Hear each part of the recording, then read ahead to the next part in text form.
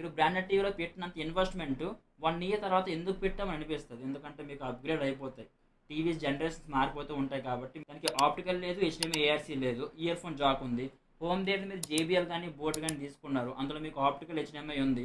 ఇప్పుడు ఈ టీవీలో మీకు ఇయర్ ఫోన్ జాక్ ఒకటే ఉంది కదా, టీవీ మీరు కనెక్ట్ చేయలేరు దానికి. హాయ్ ఫ్రెండ్స్ ఇదైతే అన్బాక్సింగ్ వీడియో, రివ్యూ వీడియో లాంటిది అయితే ఏం కాదు. నా నుంచి అందరికీ ఒక స్మాల్ సజెషన్ వీడియో.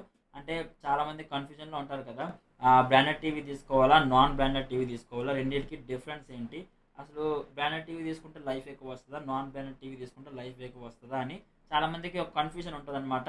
ఫ్రెండ్స్ మనం ఫస్ట్ బ్రాండెడ్ టీవీ గురించి మాట్లాడుకుంటే మాత్రం మనకి బ్రాండెడ్ టీవీ అనగానే ఎప్పటి నుంచో వింటున్న నేమ్స్, మేజర్ బ్రాండ్స్ వచ్చేసి సోనీ, శాంసంగ్, ఎల్జీ, ఇంకా చాలానే ఉన్నాయి. మనకైతే రెగ్యులర్గా వినే నేమ్స్ అయితే ఇవే. సోనీ ఉందా, శాంసంగ్ టీవీ ఉందా, ఎల్జీ టీవీ ఉందా, ఏమని ఎక్కువ అడుగుతాము. అండ్ ఫ్రెండ్స్ దీని ఫుల్ వీడియో మన ఛానల్లో ఆల్రెడీ ఉంది, లేకపోతే ఇక్కడ కింద లింక్ ప్రొవైడ్ చేసి అక్కడ నుంచి ఫుల్ వీడియో చూడండి.